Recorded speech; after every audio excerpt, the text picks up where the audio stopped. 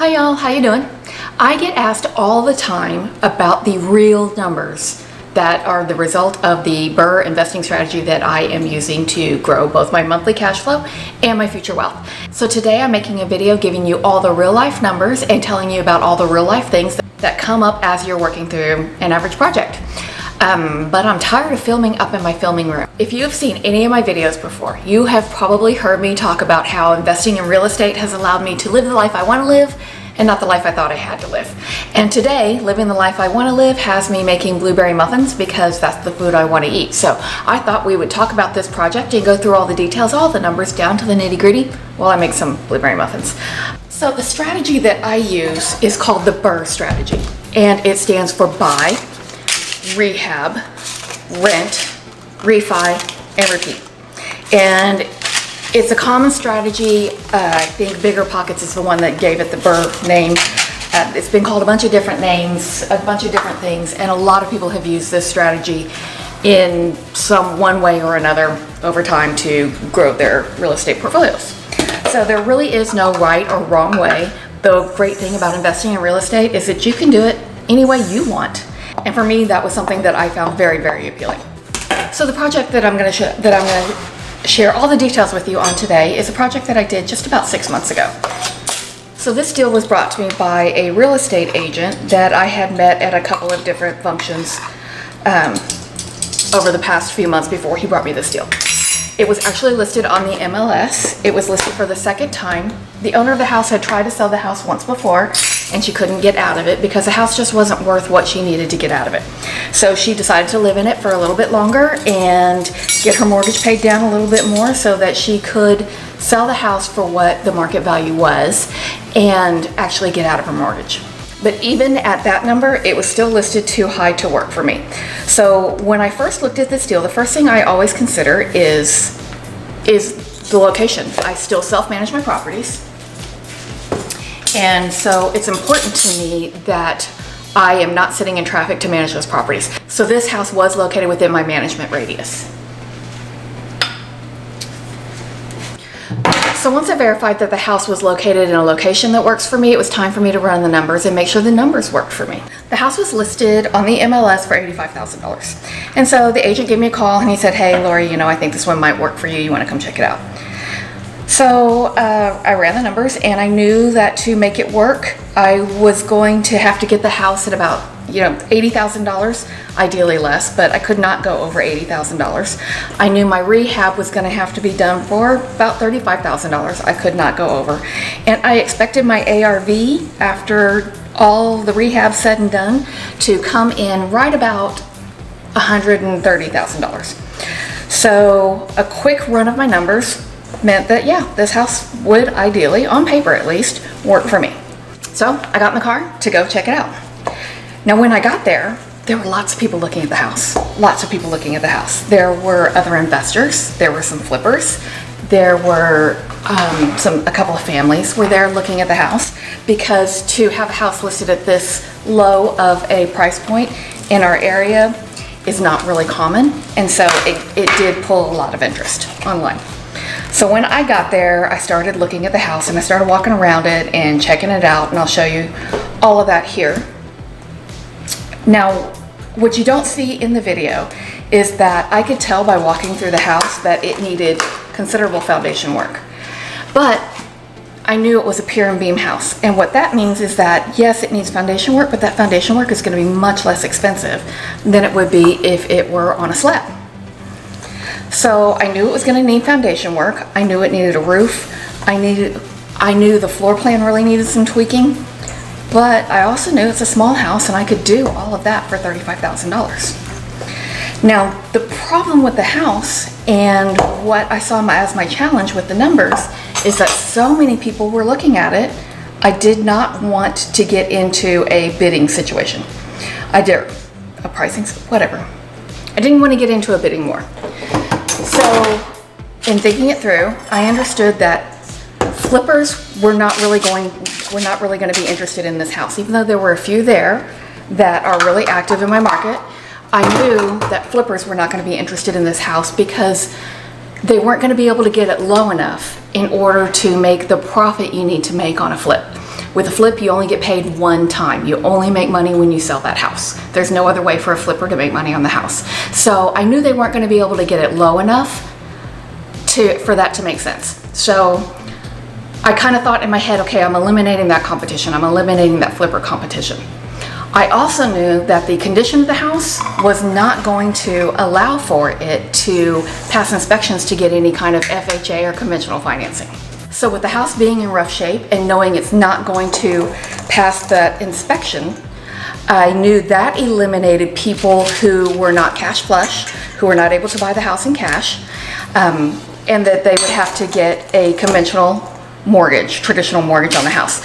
So that eliminated most families that were there shopping for the house. So at that point, I had figured out my competition really was limited to other investors. And I know the other investors in my area, they're smart, they're really good. And they understand when they walk this house, just like I did, that it needed a lot of work, that the floor plan needed work, that the roof needed to be replaced, that the foundation needed work.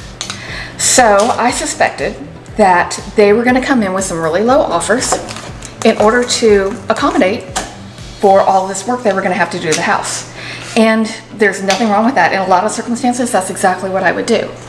But because I felt like this house had so much potential, I decided to take a different route.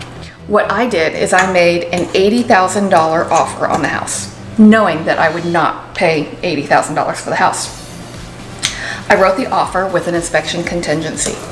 And the reason I did this, I came in with a really strong offer because one, I wanted to immediately eliminate all of my competition. And then two, I wanted to do it in a way that allowed me to walk away from the deal if I didn't get what I want. And you can do that when a house is listed on the MLS. I made the offer with an inspection contingency and she accepted my offer. In accepting my offer, that blew out the competition. Because when she accepted my offer, she rejected all the other offers that she had on the house. So even though I made the highest offer, I knew I wasn't going to pay that much for the house. I really just made that higher offer to eliminate my competition. I knew that my price adjustment was really going to come after the offer was accepted when we sat down and looked at all the details of the inspection. So when I made my offer, I knew I had to get that house lower than $80,000. After I got the inspection report back, I used the details of the inspection report to negotiate the price down, and I ended up purchasing that house at $76,000, which was right where I wanted it to be for my ideal number situation. So I purchased a house at $76,000. I scheduled a $35,000 rehab, and my planned ARV was about $130,000. My after repair value, I expected the property to be worth about $130,000. And given all of these circumstances, giving all of these numbers, how this would work out is that it would create $537 a month in free and clear cash flow for me each and every month. Now this strategy worked for me because it created a situation in which I had eliminated my competition, but I still left myself an out. So I could either get the house at the number I wanted, or I could just simply walk away from the deal. Because if the numbers don't work for me, it's just not a deal. Now my original rehab budget was $35,000, and this included the foundation repair, replacement of the roof, reworking the interior floor plan by adding a laundry room, and completely rehabbing the interior and exterior of the property. And this was a good solid budget for this rehab project. Now, I did end up spending $36,100 on the rehab. It's $1,100 more than my original budget, but that was because we had uncovered some plumbing issues in the bathroom that needed to be addressed while the walls were all opened up and while everything was being done, so that I wouldn't have future problems with the property. So that stuff can come up, and when it does, you can decide you want to go ahead and spend the money and make the repairs then, or you can close it back up knowing that you're going to have to make a repair at some time in the future. Choice is yours, but for me, $1,100 was a small amount of money to spend to make sure I'm not going to have problems with it in the future. So you can see in these before shots that this house was in really rough shape, and then you can see in these after pictures how we changed them.